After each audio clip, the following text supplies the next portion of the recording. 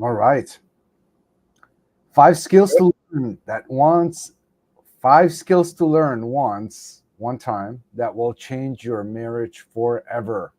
That is the topic that John and I are going to be going into. And this is kind of like last week, like it's a deep one. There's so many aspects to it, but we've really chosen five of those that we believe will make the biggest impact on your marriage. And when you learn this, when you actually master these and you implement them in your life on a consistent basis, then not only will alter your marriage, but it will alter you as a father, as a man, your other relationships in your life, whether it's with friends or extended family. And yeah, we've seen the power of this time and time again. So we're super excited to be going into this topic and really get your feedback as well, right? Feedback on what you think before implementation and what you think after you started implementing some of these skills. John, anything you want to add? In my Yeah, the team. only thing that comes up for me is no. The only thing that comes up for me is around allowing yourself the time to develop the skills and look at other skills that you've acquired over your lifetime. Like they don't just happen overnight. They take a consistent effort. They take a conscious and intentional effort. And like riding a bike, most kids don't learn how to ride a bike without falling off. Look at how long it took you to learn how to drive a car. Like so, I'm just highlighting that because this is a skill, and the skills we're going to talk about require you to give yourself some space to mess up, and in the process of messing up, you're learning from that as well. So, just planting that seed. Cool. All right. Let's dive into it, shall we? I expect a yes. That was my dive, man. That was my dive. Okay, cool. So, first one, and probably by far the most important one, okay, across all areas of your life, become emotionally self-sufficient. Now, that's a boatload. Like, what does that mean? Emotionally self-sufficient. Well, I want to distinguish this idea of having emotions and being emotional. Um, there's a difference, right? So everybody has emotions. It means you're a human being. It means that you have feelings and you're digesting stuff and you react to things, right? You have an emotional foundation. So having emotions is not the problem. Being emotional is a problem because being emotional means that you take guidance and counsel from your emotions, which means, to go even deeper, is that you base your actions on how you feel. And especially in marriage, how you feel is highly determined by your wife, because your wife can do XYZ to have you feel certain ways. Okay.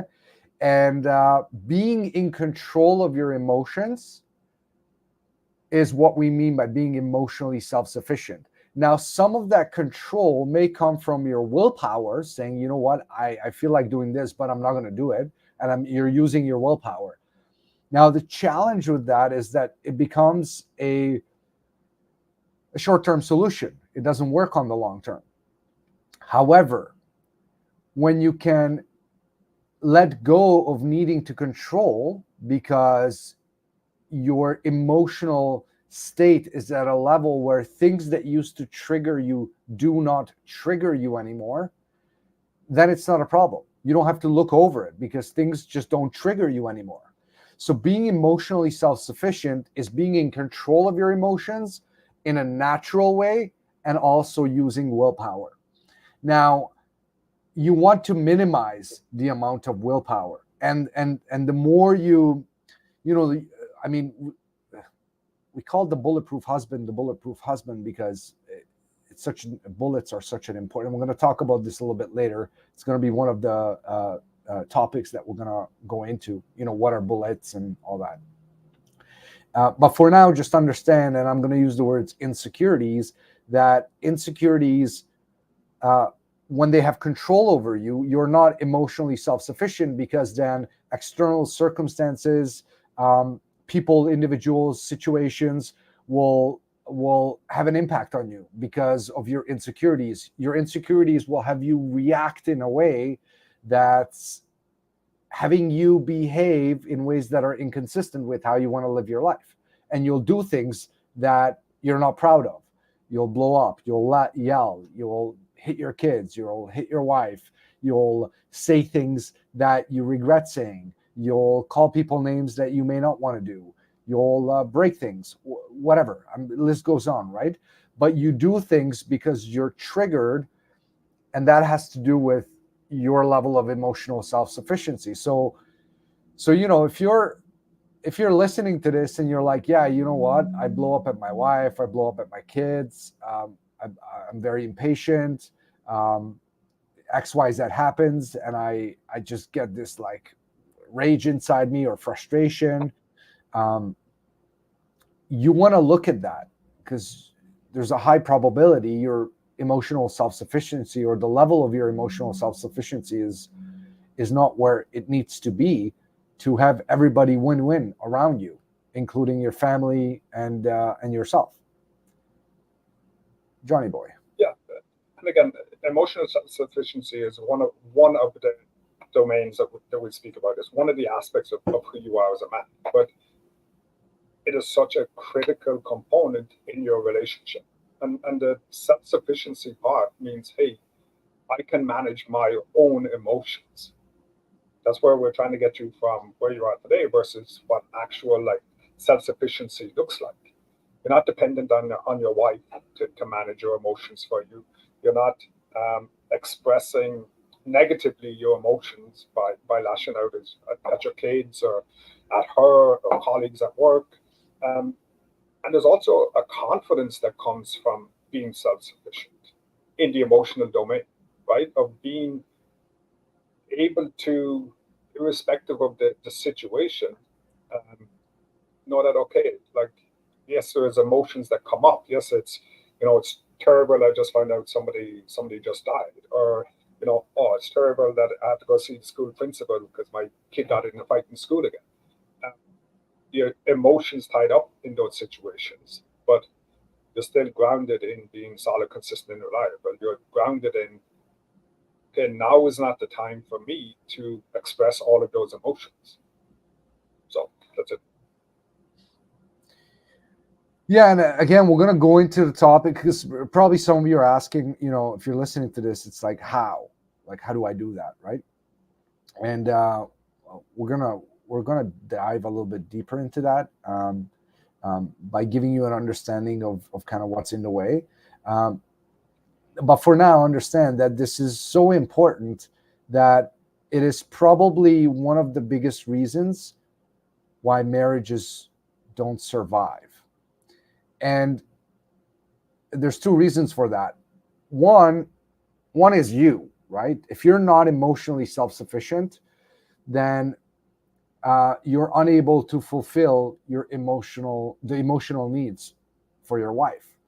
And if you've been following us for a while, and our members know this, there's a big difference in what your job is as a husband and what your wife's job is as a wife.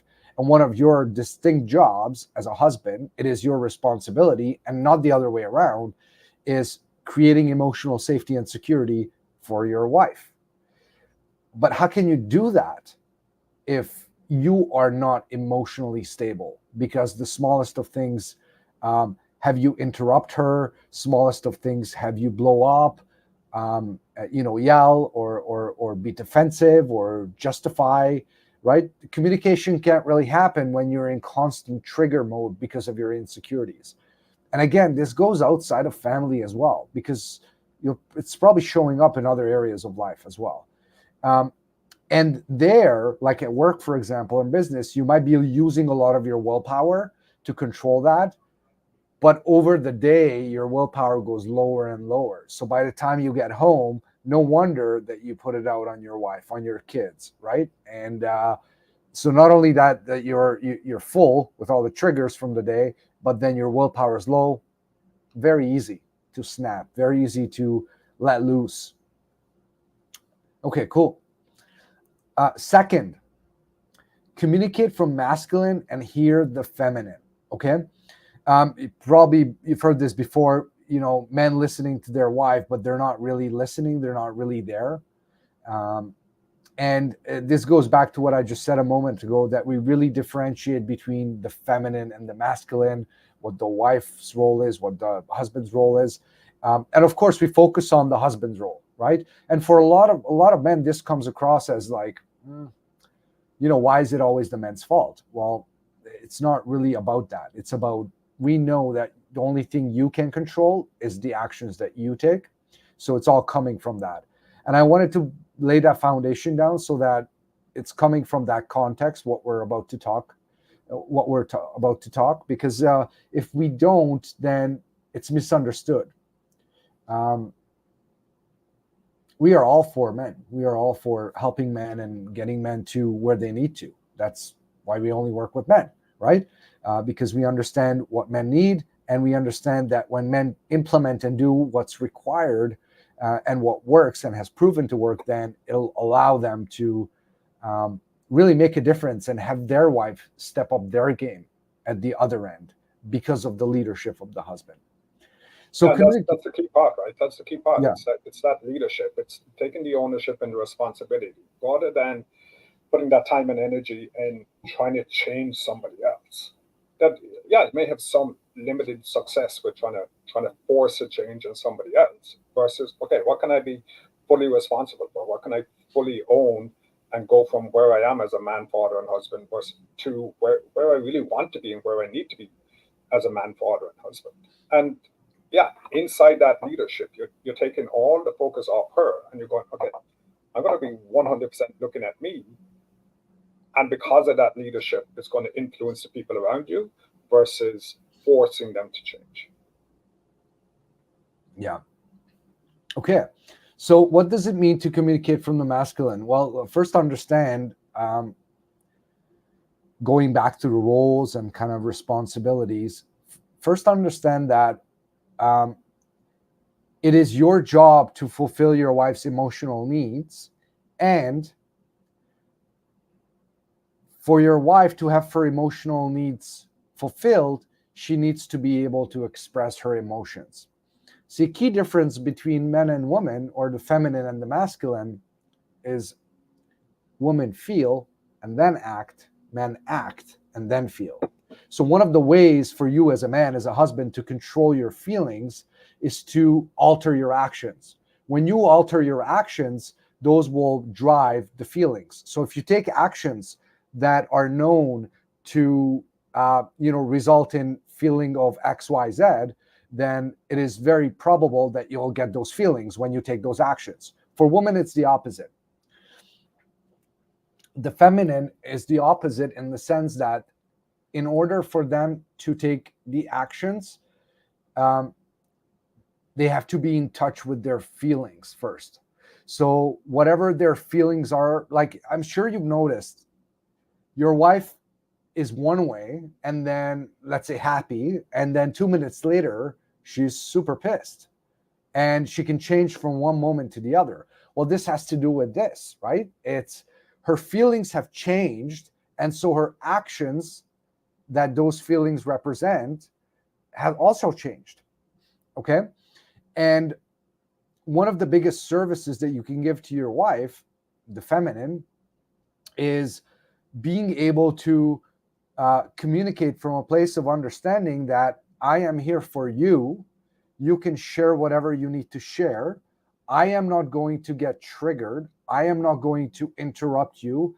I will be here fully present, listening to you, and not only listening, but hearing what you're actually saying in a way where I can acknowledge, I can reaffirm, and make sure that we're aligned in what you're telling me, and that I hear it correctly. Okay, very, very powerful. When you do that and she expresses all her emotions, whether they're happy, negative, sad, doesn't matter. Even if she's calling you names, doesn't matter. When you allow her to express that, you're emptying her bucket. And when you empty her bucket like that, then her feelings will alter, because she's expressing. For the feminine to understand what her feelings mean, she needs to be able to express those feelings. Okay? So when you're, it goes back to the first point, become emotionally self-sufficient. When you're not emotionally self-sufficient and you get triggered and you react, or you interrupt, or you justify, or you over-explain, or you're talking more than she does, those are things that are interrupting her flow of expression. And when she cannot express it, two things happen. It stays inside her, it's boiling. And two, she cannot figure out what her feelings actually mean. Because for her to figure out the meaning of her feelings, she needs to be able to express it. And you being the husband, you should be the safest space for her to be able to express all of that. And so, to kind of circle it back, this is a key aspect. Now, you might be thinking, well, okay, holy shit, but how do I communicate then? How do I meet my needs? Well, you're trying to meet it in the wrong spot, okay? Again, I differentiated between feminine and masculine, right? It is not her job to take care of your emotional needs or to give you emotional safety. It's not. You should be getting that from your men, okay? From masculine relationships. And we're going to talk a little bit more about this in a bit, okay? It's really important that you have that in place so that you have a clean slate when you're going back to your wife, and you can be that safe space. You can be the bowl while she's being the water and expressing herself. John, anything you want to add to communicating from the masculine? There are some natural built-in consequences of that dynamic not being able to flow, right? That dynamic of, hey, the husband can provide the safe space, and the wife can express her emotions in a safe space, so that she gets to the place where, okay, I just needed to get it out. Or she gets to the place where, yeah, she fully understands it. So if you're not a safe place for her to get that, the natural consequence is she goes somewhere else to get it. And I'm not saying she automatically has an emotional affair. Maybe it's she goes to, some female's friend's husband, or a female friend, or a female friend's husband that they're super close with, or yes, some colleague at work, or whatever it is, because it is a need that she has that needs to be fulfilled in a safe space. But ideally, that safe space is provided by you, not by somebody else. Yeah, it's really interesting you touched on this, because not being emotionally self-sufficient as a husband, and not being able to fulfill her emotional needs is probably 99% of the reasons why affairs happen. Now, am I saying it's okay that she's doing it? Am I blaming you why she's doing it? No. But I am saying that you have a responsibility why it got to there. Okay? She's the ultimate one who's made the action, who took the action and cheated. But at the same time, you have a doing in that. And it starts with the understanding of this. Because when you don't fulfill her emotional needs, which is a must for the feminine, then she has to, as John said, seek it from somewhere else. So physical affairs don't even really happen often first. It's usually emotional affairs that happen, which then, when the other individual, we'll do a whole live on this, by the way, at some point, but when the other individual is fulfilling her emotional needs successfully, consistently for a period of time, that's when it leads to, okay, physical affair. Because now she needs to, that's all the man wants, right? The man wants to get into her pants. It's not serious, it's an affair. He's giving her huge value by fulfilling her emotional needs. So now she has the need to reciprocate. And what's the best way to do that? To give what the man wants. And the man wants physical intimacy, right? So just from these two, the not being able to communicate from the masculine and not having emotional self-sufficiency and not having this understanding, you can start to see, if you look at your marriage over the past years, you can start to hopefully see the breakdown. And holy cow, okay, if this is my responsibility and I haven't been doing that, how have I been showing up? What did that look like? And hopefully it'll start to make sense. You'll start to see the little dots as they're connecting, why this leads to breakdown of marriage, why this leads to cheating and affairs. Okay. And it's like responsibility and ownership. We talk about it so much.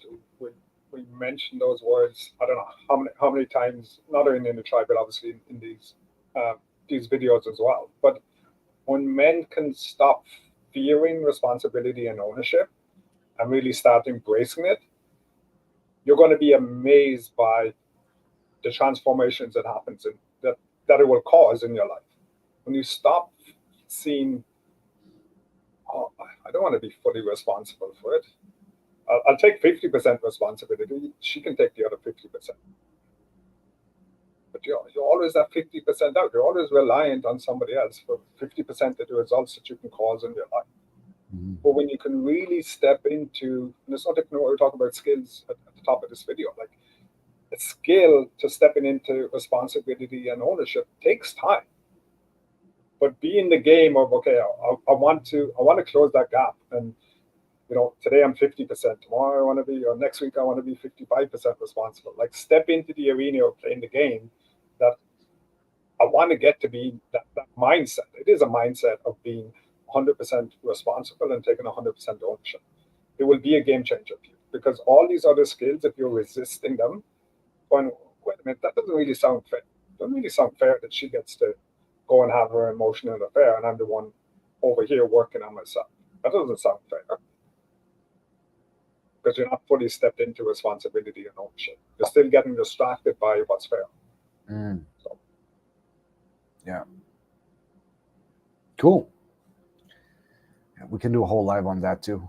Yeah. Responsibility and ownership, which we will. Okay. Next one, number 3, manufacturing your own self-confidence. One of the things I want you to be on the lookout for before I go into this is how these all tie together. So I already tied kind of the first and the second one. You can see the logic between them and how they tie together. Well, this one ties in as well. And it is around self-sufficiency in a way. It's self-sufficiency around your confidence, because as a husband, a lot of the times your confidence comes from your wife, what your wife says or does. So manufacturing your own self-confidence, when you master that, it allows you to not rely on anybody to feel confident. Because when you take specific actions, you will feel confident as a result of taking those actions. Okay? And we teach this in our membership. Like there's a dozen actions that you can take, steps, that when you take them consistently, you can control how confident you feel. Now, ideally, you want to get to a place where your natural confidence is high, without arrogance, without ego. And that's a confidence competence cycle, which is a little bit a deeper conversation. And that's not what you need right now. If you're watching this and you have marital challenges, then you want to work on your confidence immediately and boost it, and know how by taking certain actions.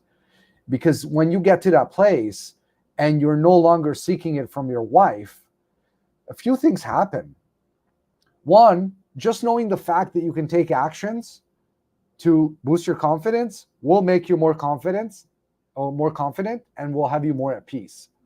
2, you are taking off a huge burden from your wife. Because for the feminine to be responsible for the masculine's confidence, once she doesn't know that how to do it consistently, it's not her responsibility. And 2, if she's forcing herself to own that and to boost your confidence, then she's neglecting some of her feminine stuff, which later will fire back. But if you start to master your own self-confidence, then this goes away. This is not a problem. She doesn't have that burden anymore, right? She can be more focused and in her feminine presence, and not be distracted by your mood or lack thereof because of low confidence.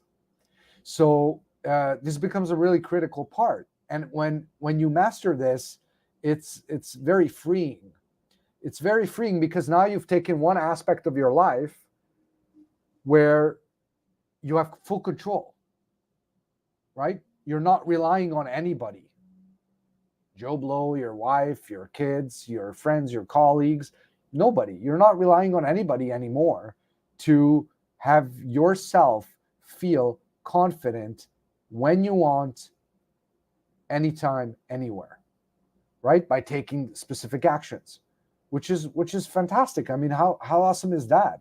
Where you're not relying on others, when you're not dependent on others. And in marriage, it breaks off an aspect of codependency. Okay? There's codependency in marriage, and there will always be codependency in marriage because there's certain things that you just rely on your wife for, like, pick the kids up from daycare, right? Like, or if you have 4 or 5 kids, you'll rely on her within your marriage, within your family. There are things that you'll rely on her for, but you want to minimize the codependency, especially on the confidence, especially on the emotional side, because everything that I just said with respect to confidence and being a burden on your wife on that also goes for the emotional side. When you're using your wife because you're not emotionally self-sufficient as a emotional garbage bag and you dump everything on her, it's also a burden. It's also stopping her to be present and being her feminine. Cool. Yeah, and the confidence. Yeah, if you look at how most men come into TBH, unfortunately, it's post slap, right? You just got a slap from their wife. They're not self-sufficient. So one of the main anchors that they go to in relation to emotional stability, boosting confidence, is now out of the picture. So they just got this huge slap from, as I said, an anchor in their life. And she's not the one that is currently interested in trying to boost him up. She's like, hey, I'm checked out. Like, I've been trying to wake you up for at least the past 2 years. I'm checked out. Like, caring about you is not where her headspace is at right now. And the men, unless they start learning those tools early in the program, which they do, will be, wait a minute, like, where's my lifeline coming from? Because she's not there anymore. So, which sends them further into the hole because, as I said, they've lost this key component because they were never self-sufficient. So it's a spiral downwards. So that's what we stop in the early stages of the program so that men can start spiraling back upwards and have confidence around the work that they do, have confidence to step into responsibility and ownership. Yeah. So true. And it's very interesting. It kind of ties back to something we touched on last week's live, which is that idea of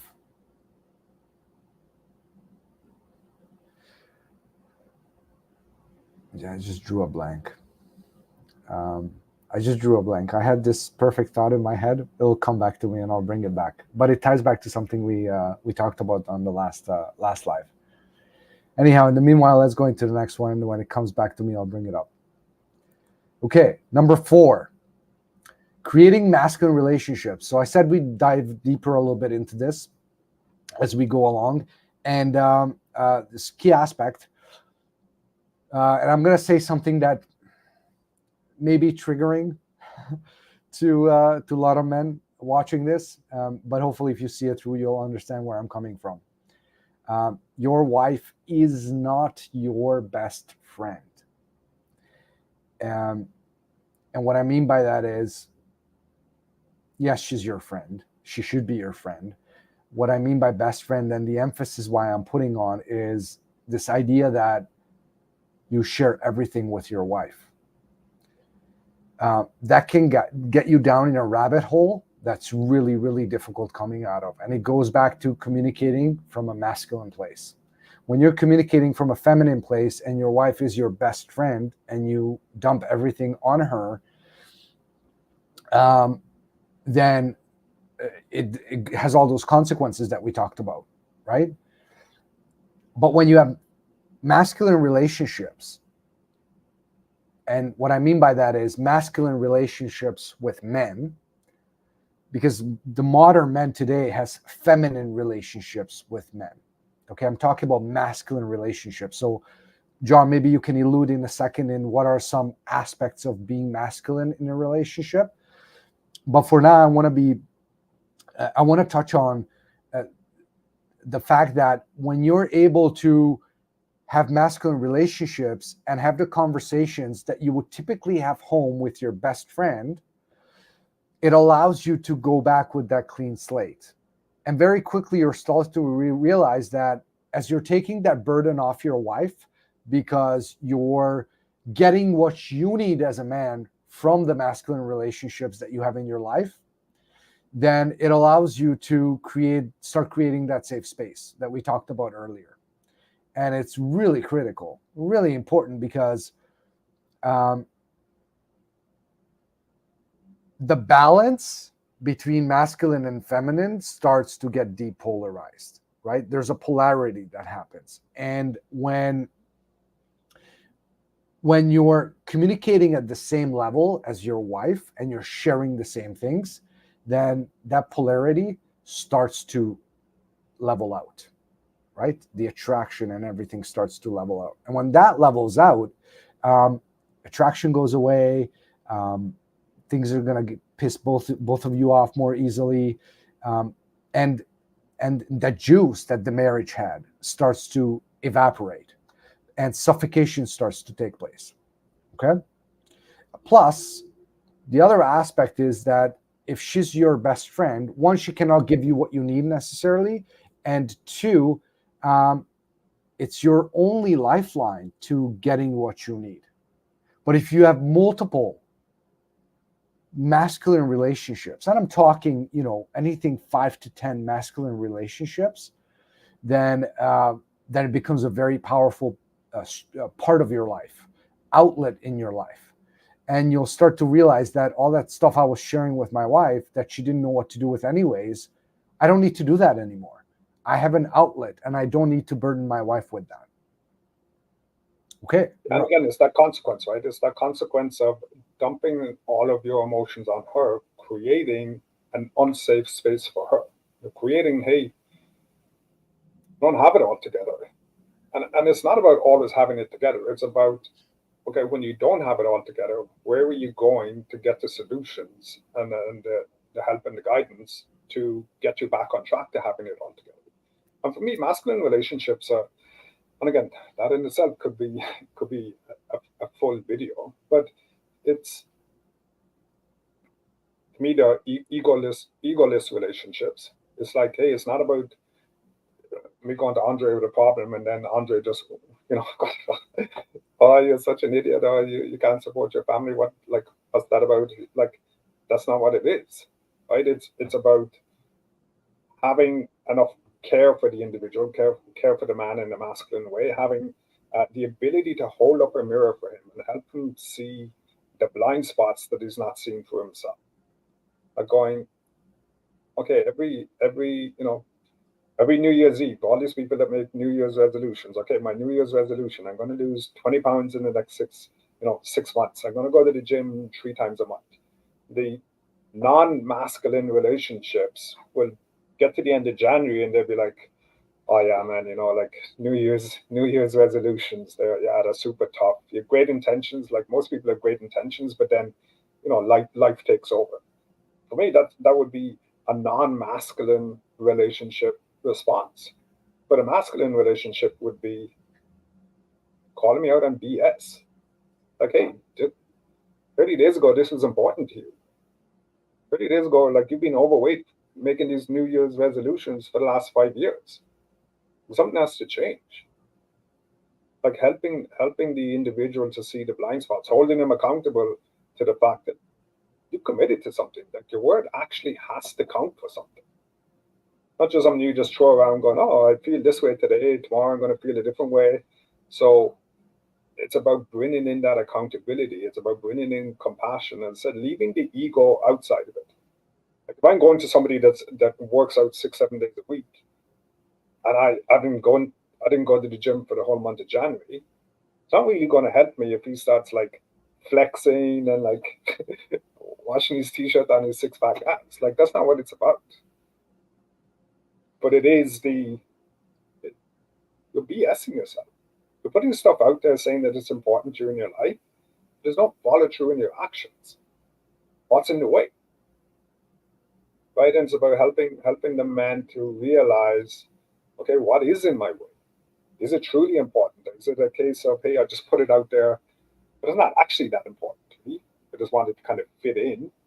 I wanted to pretend that it was important versus, yeah, like it is important to me. And there's something that's blocking me from taking those consistent actions. So it's around, like, again, getting past the BS that we often put out there and it's often accepted in other non-masculine relationships because there's just a tendency in today's life to gravitate towards making it easier. Masculine relationships are about ownership and responsibility. So I don't know if you want to add in on, and as I said, like such a big topic as well. But Yeah, just the aspect of deeper, right? Like everything that John talked about is really bringing me this this word deeper, right? So masculine relationships where you go beyond the surface level, you cut through the bullshit, and thank you for being diplomatic and saying BS. I'm not that diplomatic, and so cutting through the bullshit and really doing it with finesse, without ego, without judgment. Without your own opinion being brought into it, but from the genuine care of, I want to give something to this other man. I want to be of service to this other man. I can see he's struggling. There's something there, and one of the easiest way to do this, by the way, is to be vulnerable first, right? So if you want to have a man open up, then you leading with your vulnerability will have them go one level deeper and meet you there. That's probably the easiest way to get that done. yeah, I'm just speaking about the safe space. The safe space for the wife is the masculine man, and the safe space for the masculine man is another masculine man, right? It's another man that, hey, I can go and talk to about, hey, I'm having problems at home with my wife. I'm having problems at home with the kids. Like I keep flipping out, and just knowing that man is not going to go home and chat to his wife about it, who happens to be a friend of your wife, and it just goes in this circle, and it ends up back on your doorstep before you even get home. Right? The safe space for a masculine man, as I said, is other masculine men that understand the principles of what that relationship dynamic actually looks like. Yeah. Cool. Now let's go to number 5. Mastering pursuit by what attracts the feminine. That's a mouthful. I don't even like the way that read, now that I read it out loud. So we're going to dissect it. And again, hoping you're starting to see the connection and hoping like between all these points, and also the importance of the feminine and the masculine and not putting them into one bucket. Okay. Because what's attractive to the masculine is very different than what's attractive to the feminine. So mastering pursuit by what attracts the feminine I'm not just talking about physical stuff here, or to have it result in physical stuff like sex, right? I'm talking about having that polarization of the masculine and feminine be as far away from each other as possible. Okay, the more opposite they are, the more it attracts. The more leveled out they are, the less the attraction. So that's what I'm alluding to here, right? And it impacts everything. On the physical side, you're looking at what's important to you. It's not the same as your wife. For your wife to be physically intimate with you, she has to be emotionally connected to you first.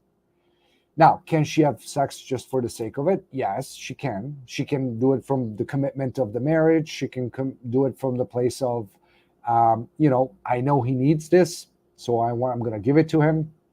He was nice to me last week, whatever the case may be.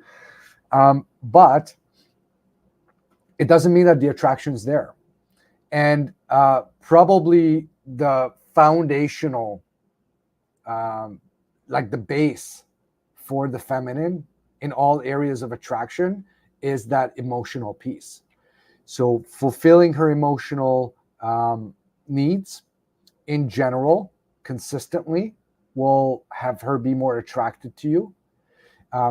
Being able to focus a lot of emotional foreplay will also have her be more attracted to you. And then this kind of goes away. Like the sex is the bonus thing, and she'll want it. She'll come to you. She'll be the one desiring you more.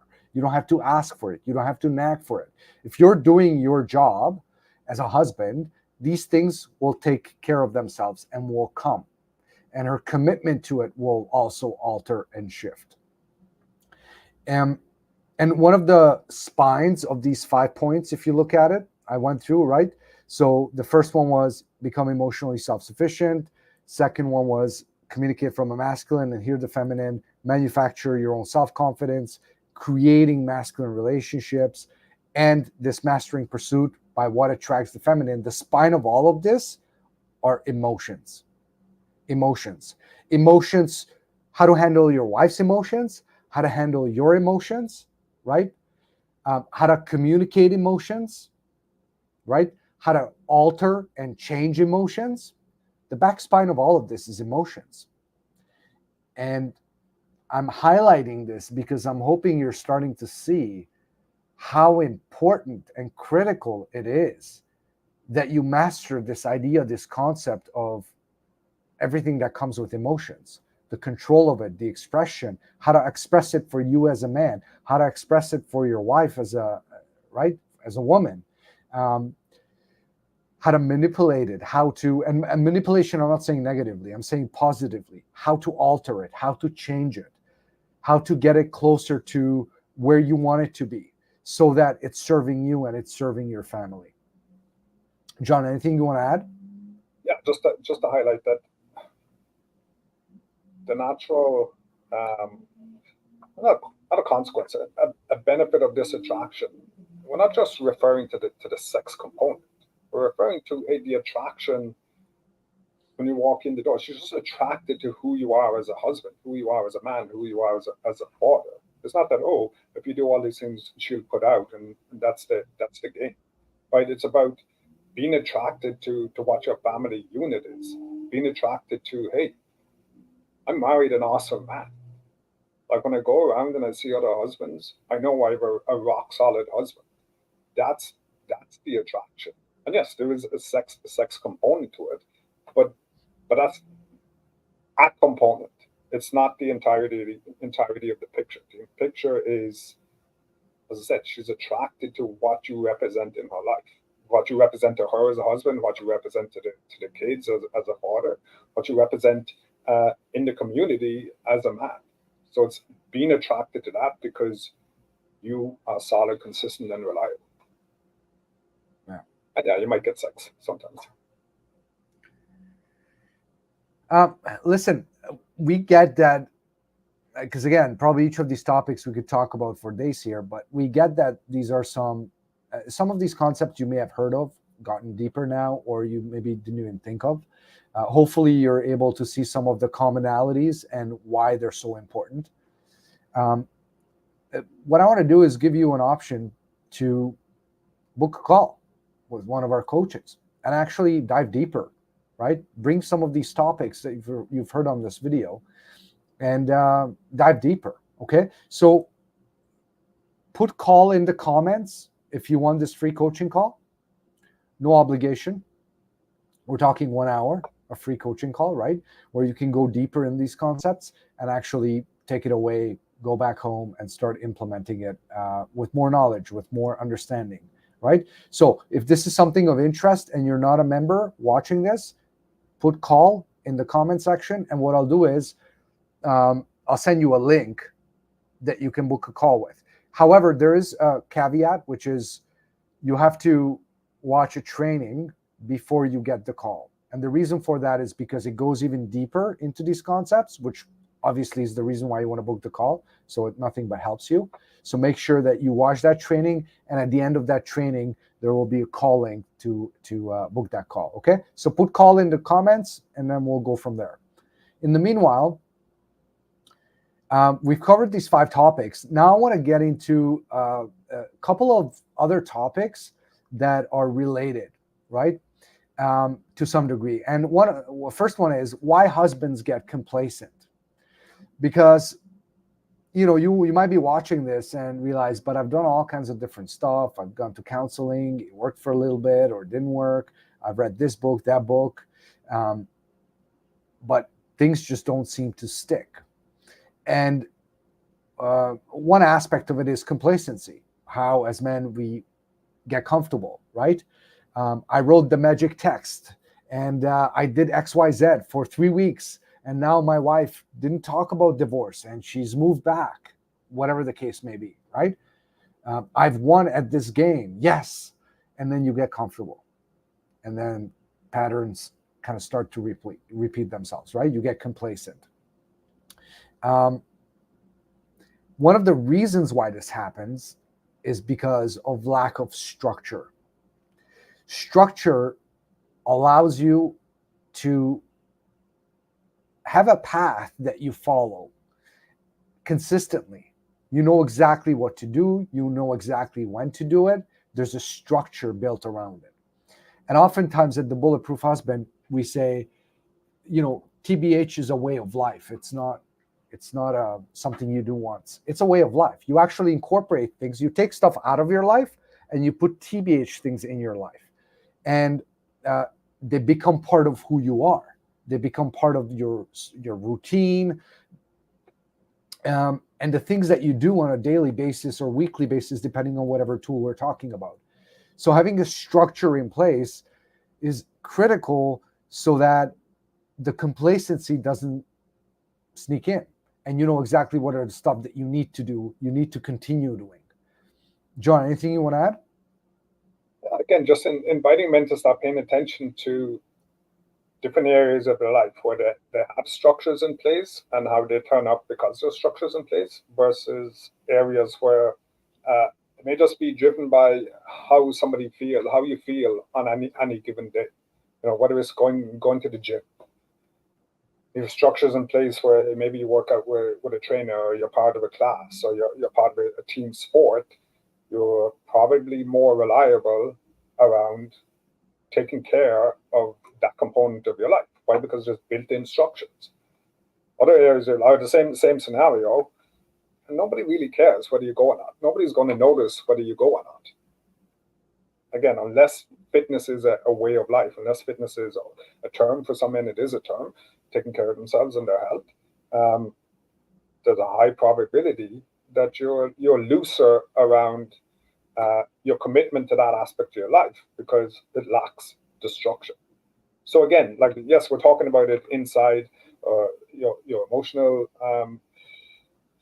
self-sufficiency. We're talking about inside, a tribe of men and masculine relationships, but start paying attention to where else it shows up in your life, because there is so much stuff that men discover in TBH who find TBH, the Bulletproof Husband, because of their relationship, because of their marital relationship.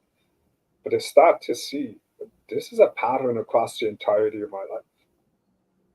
I'm like this everywhere. So when they start changing stuff in this arena, the ripple effects of that play out into other areas of your life. So it's pretty powerful.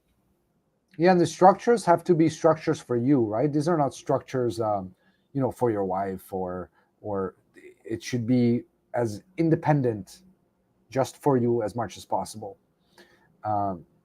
Okay. Second aspect of complacency, and this has to do with permanence, right? Being able to do things permanently. So bullets are not pulled. And in a bit, I'm going to get into exactly how bullets work in a little bit deeper aspect of it, okay? But bullets are essentially insecurities. We just call them bullets, okay? But they're insecurities. If you were to go out in the world and you want to talk about a synonym for bullets, it's insecurity. And insecurities are the things that when you have them, and everybody has them, until you get rid of them, everybody has them. It's part of development of a boy's journey through adulthood. And the experiences that you have. Insecurities are the things that get you triggered, right? It's not your wife that's triggering you. When you lose your shit because your wife said X, Y, Z, it is not your wife that's triggering you. Your wife is just saying words or doing certain actions. But your interpretation of what those mean are directly correlated to your bullets, your insecurities. So your insecurities take what your wife has or said or did and translate it to mean something about you, and trigger happens. And boom, you lose your shit, right? So when you think you have rebuilt your marriage or achieved a certain level of success, but you haven't dealt with your bullets, or just even in general, even if you haven't rebuilt your marriage, you're just starting to look for solutions to rebuild your marriage, but you've noticed complacency in your life across any area of your life. It's related to your bullets as well, because when you don't deal with your bullets, they will continue the pattern of trying to protect you. Because when your bullets are getting triggered, they're seeing a threat from outside, whether it's from your wife, whether it's from colleagues or your boss or your kids, whatever the case may be. And that threat is translated to mean something about you, and you go into protective mode. And that protective mode oftentimes is inconsistent with how you want to behave. Again, justify, interrupt, yell, scream, hit, punch, drink, use drugs, whatever the case may be, of some of these actions that you may take as a reaction to being triggered. So if you haven't pulled your bullets, you will eventually get complacent, because the theme is going to start to repeat itself until you've actually dealt with it. And we'll talk about this shortly a little bit deeper around bullets, and we'll give you some more pointers around that. But right now, I just want to wrap up this idea of complacency, because it's a big problem for most men. As men, we do get complacent, and we got to look at why. Okay? And we've really distilled it down to these two big things, which is no structure and bullets are not pulled. Insecurities are not dealt with. John, anything you want to add? No, I think the next getting a bit deeper in the next topic is coming up. Okay. You will never rebuild your marriage until you master this. And this is where we're going deeper a little bit on the bullet stuff. Okay. So there's this concept called bullet pulling that we do at TBH. And it's probably the most important thing for men to master. And it's probably the hardest thing for men to master. Okay? Very simple, but difficult. I don't know if you understand the difference, right? Like, it's simple to win the lottery, but it's difficult to actually make it happen. It's basically 2 steps. I go to the store and buy a ticket and then check the numbers. Okay, 3 steps. Okay? To win the lottery, it's the process is simple to win the lottery, but it's difficult to actually win it, to get your numbers pulled. It's kind of similar with bullet pulling. Maybe not to that degree, obviously. Okay? But before I go deeper into bullet pulling, I want to talk about like what are bullets actually. So let's dive a little bit deeper. So bullets are insecurities. Now, what are insecurities, for God's sakes, right? I mean, if I asked you what insecurity is, I would bet that you would come back with a bunch of behaviors. And I want to help you understand this concept of insecurity because even licensed therapists can't really concisely say what insecurity is. Okay. And it's actually very simple, the concept of insecurity. Okay. Insecurity is suppressed hurt. That's it. That's all it is. It's suppressed hurt. It's hurts that you've suppressed from your past and you still carry with you. Now, most of them come from ages 5 to 8, when a boy experiences failure for the first time and the notion of failure, and around 11 to 13. And that's when the sense of belonging starts to happen, the need for that, right?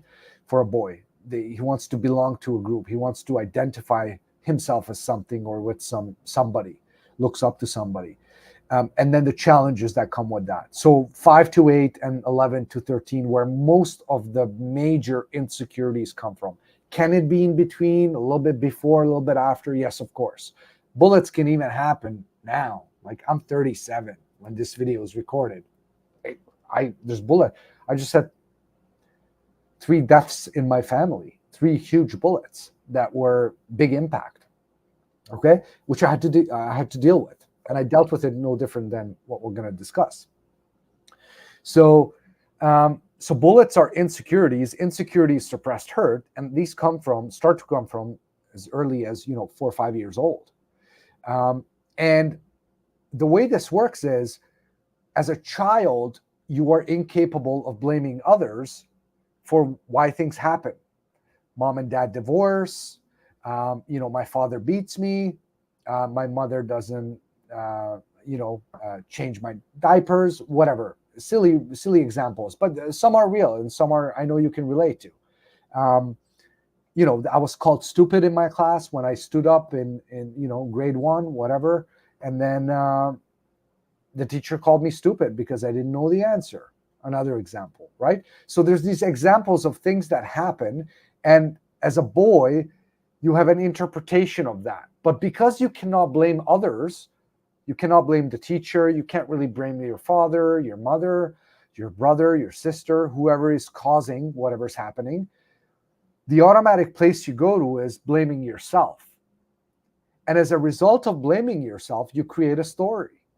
And that story has you label yourself.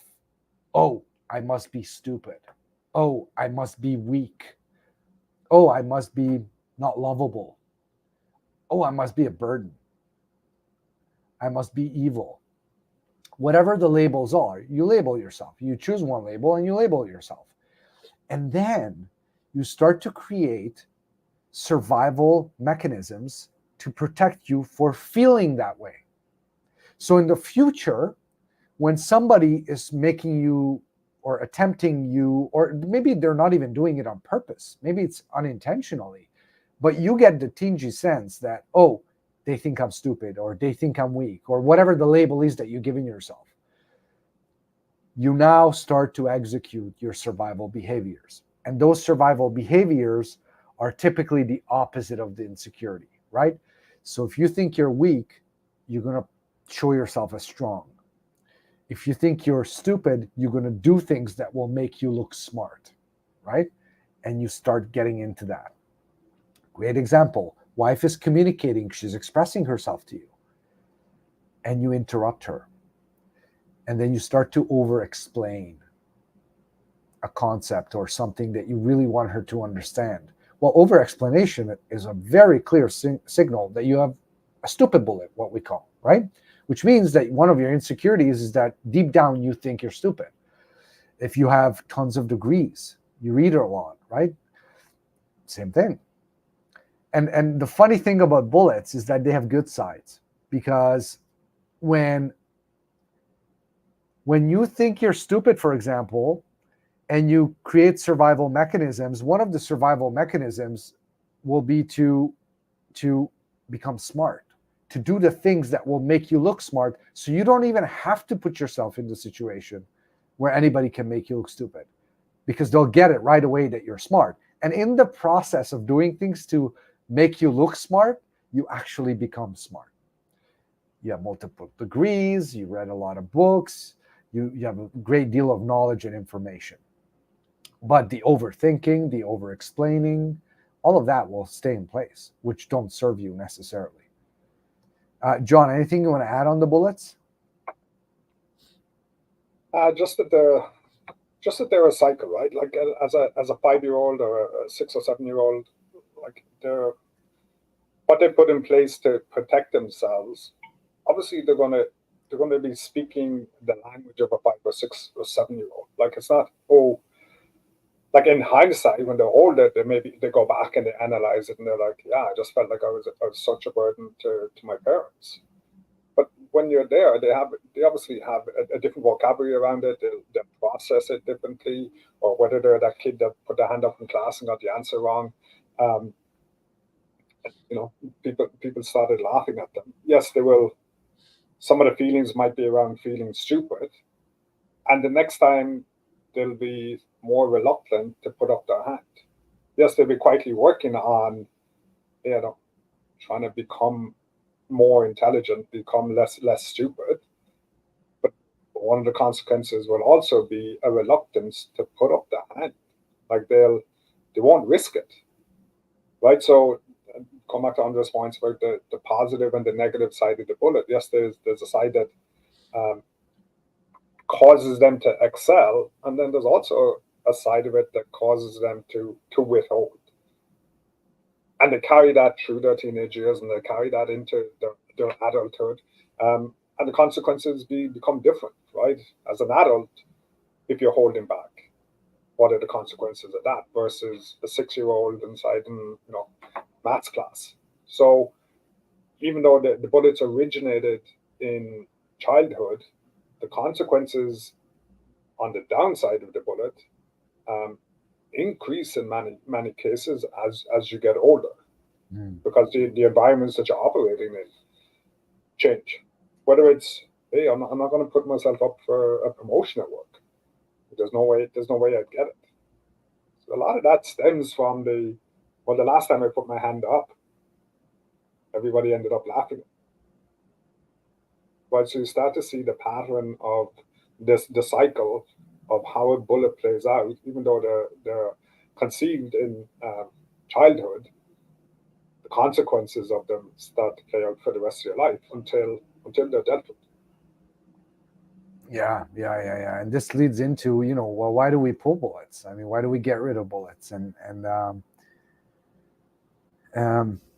I talked about permanence when we talked about this first, and so I want to kind of complete that.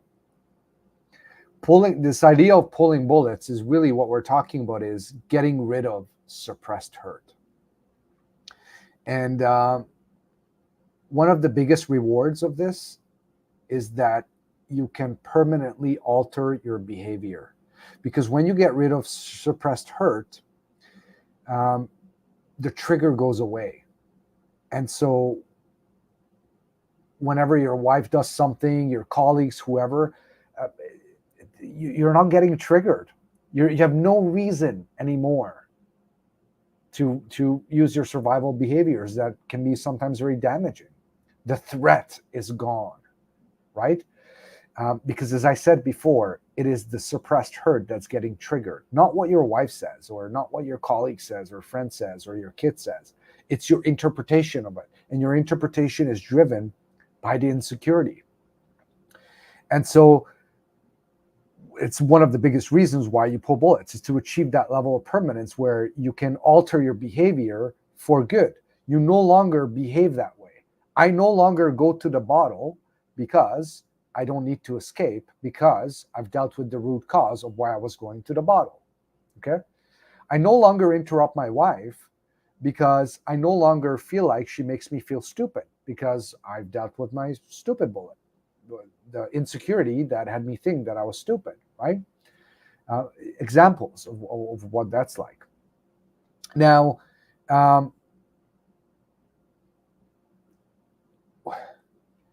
when you got your insecurities, you didn't think your way into it. You felt your way into it, okay?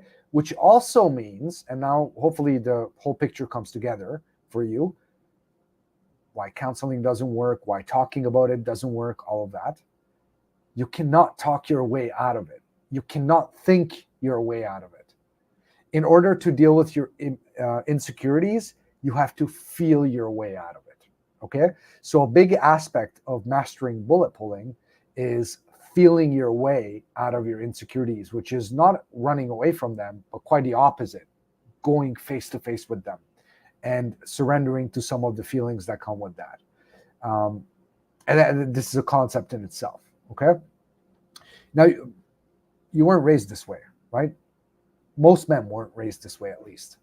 Being comfortable, being in touch with emotions, and having the ability to express those, right? It shows signs of weakness based on our society. It's people make fun of you based on our society. All of those things start to happen, which have you shy away, and you rather shove things under the carpet instead of letting them out. Anything on your end? Does that kind of completes it? No, just the visual. The visual for me that I've always loved is like people get shot, right? And sometimes the bullets in and through, and it comes out the other side. But if you imagine walking around with all these bullets lodged, like there's no way you're at your optimum best with all these bullets lodged. So the whole concept of removing bullets is, hey, every bullet you remove, you're going to be able to perform better. Like there's less pain associated because you don't have these bullets that are lodged. And yes, some bullets are more difficult to deal with. In the same way, if somebody got shot in the head, the operation to remove that bullet can look very much more complicated than if they took a bullet graze on the side of the arm. But again, just planting that seed of, hey, I'm walking around the place with all these bullet wounds and bullet holes and bullets lodged in me. And it's impacting not only me, but it's impacting the people around me because this is how I'm turning up. So yeah, it's closing that damage, the visual damage, so that, as I said, you can get back to being an optimum husband, father, man in your life. I mean, we even called our book "The Bulletproof Husband" because bullets are such a critical part of all of this. And I said this is the spine of everything, right? So removing your bullets is so important, so important, not just for you, but for your family, your kids, your wife, everybody you're leading in your life, because they're going to be looking to you. How emotionally stable are you? So, yeah, it's a must. If you want a free book, if you're not a member of ours already and you're just getting to know us for the first time, and you want a 330-page book, free, Amazon bestseller, by the way, retails on Amazon for $28 and change. If you want it for free, just pay for shipping. Put book into the comments, and then I'll send you a link where you can just fill in all your info. And we'll ship it to you, okay? Because this idea of bullets, and to be honest, everything that we've talked about so far is all detailed in there, right? And it's not your typical book. And I'm not saying this because it's our book. I'm saying this because it's very heavy on implementation. And our members who are watching us now, they know that I'm all about implementation, right? I don't like the theoretical stuff. I like things that you can grab and you can start implementing. And it's like, okay, I want to feel this. Like I want to actually understand how this works. And I want to, put the rubber to the road. That's what this book is. Okay. There are concepts that you can take and implement. Put book in the comments, and I'll shoot you a link, and you'll just pay for shipping. I think it's like $9.99 or something, but the book is yours for free. Oh, and if you don't like it, You think it's shit, it's not working for you, let us know. Keep the book, we'll refund you the shipping. Okay, if you don't find value. That's our confidence in it. Okay, another topic that I want to talk about, okay? And I'm going to do this bit slowly, carefully, okay? Because it is a powerful topic, but at the same time, there's a place and time for it, okay? The power of the bulletproof apology, okay? So we have this thing called the bulletproof apology, which is, we call it an apology, but really in life, in real life, it doesn't even say the word apology in the sense inside of it, okay? So it's not really you're not really apologizing, but it is an apology in a masculine way, delivered in a masculine way. So the bulletproof apology, the whole concept behind it is that when you deliver this to your wife, it sets you up for testing by your wife. Now, being tested by your wife is a really critical part of rebuilding your marriage. Your marriage didn't get to where it is now from, Wednesday to Thursday. It took months, years, if not decades, to get it where it's at right now, where it's not functioning. And so for you to believe that you can get your wife from one day to the other to believe that you've changed, that's BS. It's unrealistic. You take 10-year marriage breaking down, and in a week, you're going to have your wife back in your lap because you've done some magical thing. No, it's surface level. It doesn't exist. You need to be tested. And when you pass these tests by your wife, that is what's rebuilding trust for her and allows her to trust that the changes she's experiencing in you are for good, are here for a long time. You're not just using willpower, you're not just pretending, none of that stuff. But you're actually genuinely changed these behaviors permanently, and she doesn't need to worry about them coming back again. So the bulletproof apology sets you up for these tests and allows you to be tested by your wife. Because, when your marriage is starting to break down and your wife gave you the slap, she's checked out. And you need to get her back in the space where she wants to test you. You need to create that curiosity. Oh, wow. John has been behaving a certain way for the last 10 years when I'm doing X, Y, Z. For the last few times this happened, he hasn't been behaving that way. His behavior has been totally different. And I like it, but I don't trust it. I need to put John to the ringer to make sure that I get what's happening. Why is this happening? How is this even possible? John, anything you want to add on this? No, it goes back to that complacency, right? Because for a lot of men, they've in the past, their wife will have experience of him making changes, but the changes are often for a short period of time. In the man's world, it's like, oh, well, she's skipping out, not taking out the garbage, and he starts taking out the garbage for 2 or 3 weeks, and then, oh, she's not complaining about it anymore, so I don't need to continue doing that, right? So, on this point, like the tests come because she's been down this road before.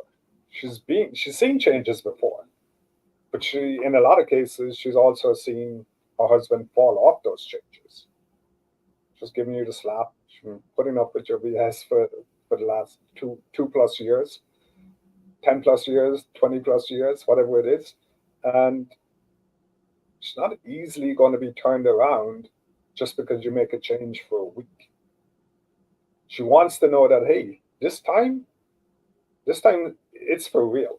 For a woman to get to the point where she's giving you a slap, it's not an easy journey for her. Like it's not a small, oh, I didn't get you steak when I went to the grocery store.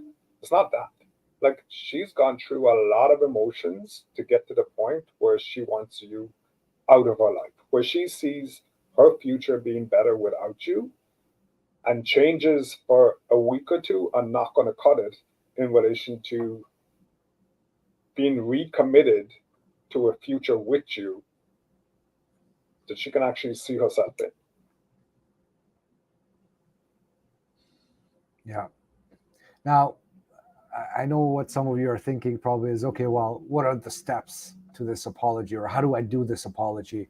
And we're not going to share that. And probably the biggest reason why we're not sharing that is to protect you, because for a man, for a husband to be able to do a proper bulletproof apology, he needs to have dealt with the bullets that he's doing it on. See, the bulletproof apology is not based on what your wife wants you to apologize for or what you feel like apologizing for. That doesn't work. This is based on the bullets that you have removed, right? The insecurities that you have dealt with. Because when you deliver it after you've dealt with the insecurity, then your wife can test you all she wants. You're going to pass. You will pass. If you were to do the bulletproof apology genuinely and deliver it, and your wife would test you, but you haven't dealt with the bullets, you would fail her tests. And all you would give her is evidence that you haven't changed, and that everything that she's seen in the past few days, weeks, months is BS. It's not real. It was pretend. So it's really critical that you have pulled the bullet that you're doing the apology for, because if you haven't, this can happen. And that's going to take you down a rabbit hole that you don't want to go down on. Okay? There are more details in the book, which I talked about. Again, if you want our book for free, put book in the comments and I'll give you the link.